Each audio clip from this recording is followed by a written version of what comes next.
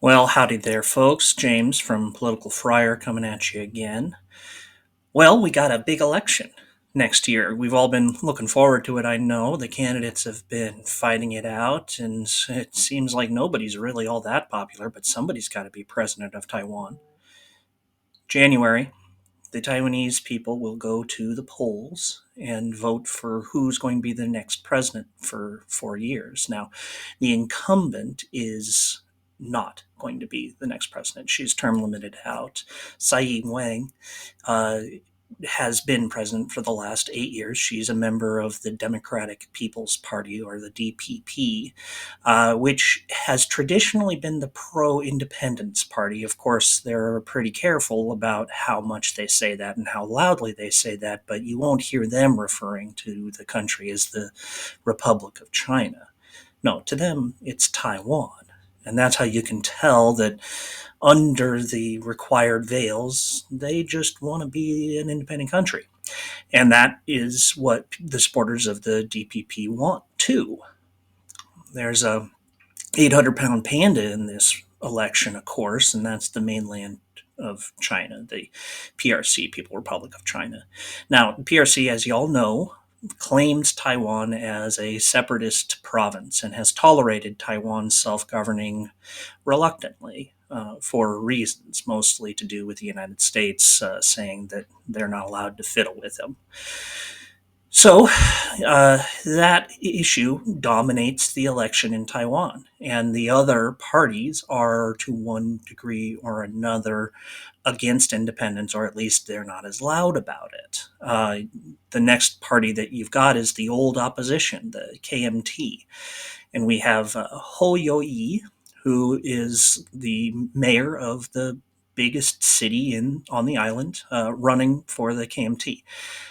Their position is that China is one nation. They are the people who call themselves the Republic of China, and frankly, they claim the mainland as the breakaway provinces.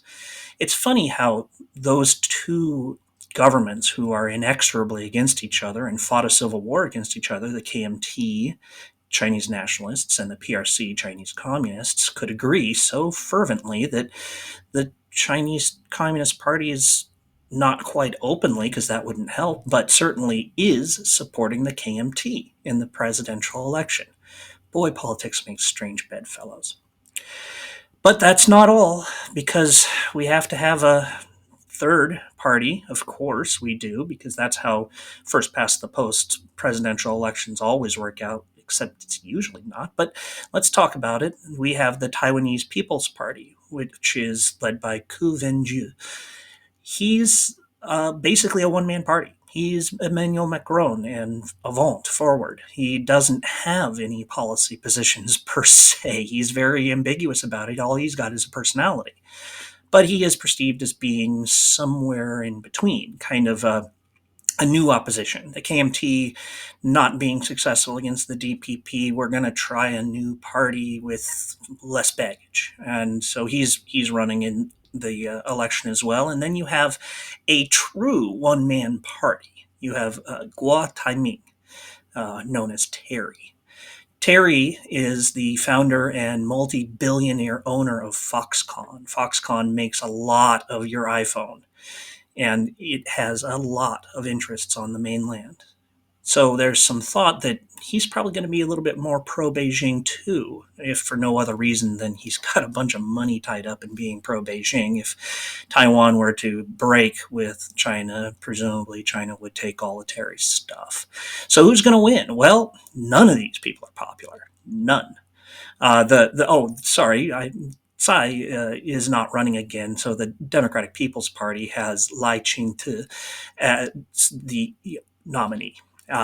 So this guy is actually significantly more pro-independence than the DPP has traditionally been. He's been open about it in the past, calling himself an independence worker in 2017. So the PRC is not happy with him, but he is leading question mark in the polls with about 30% of the vote.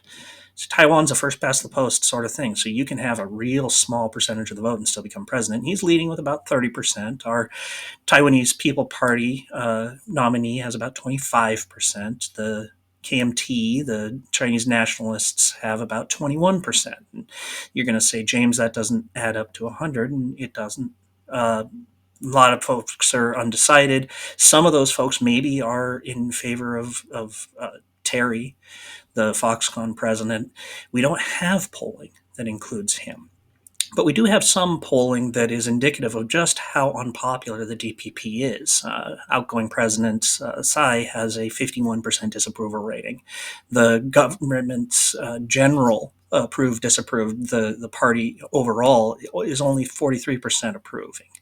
The majority of Taiwanese want somebody other than the DPP. But who that other is just not clear. Now, we might see a consolidation over the next few months. That's Terry's case. He says, all opposition consolidate around me. I'll run as a nonpartisan president and be in opposition to the DPP. Might work, probably won't, but I'm waiting to see because this matters to you, dear listener, dear watcher, because if the United States gets involved in a full-scale conventional conflict against a major power, it will be against Taiwan, against China over Taiwan. Looking forward to that one. Who do we root for here? Part of me wants to root for the DPP because I think people should be able to choose their own destinies. And China's bullying is not very attractive. And the practical part of me wants anybody else because that war would be nasty. Anyway, it's just my thought. Tell me how wrong I am in the comments down below. Please like, subscribe, and tell your friends. Appreciate it. Thanks.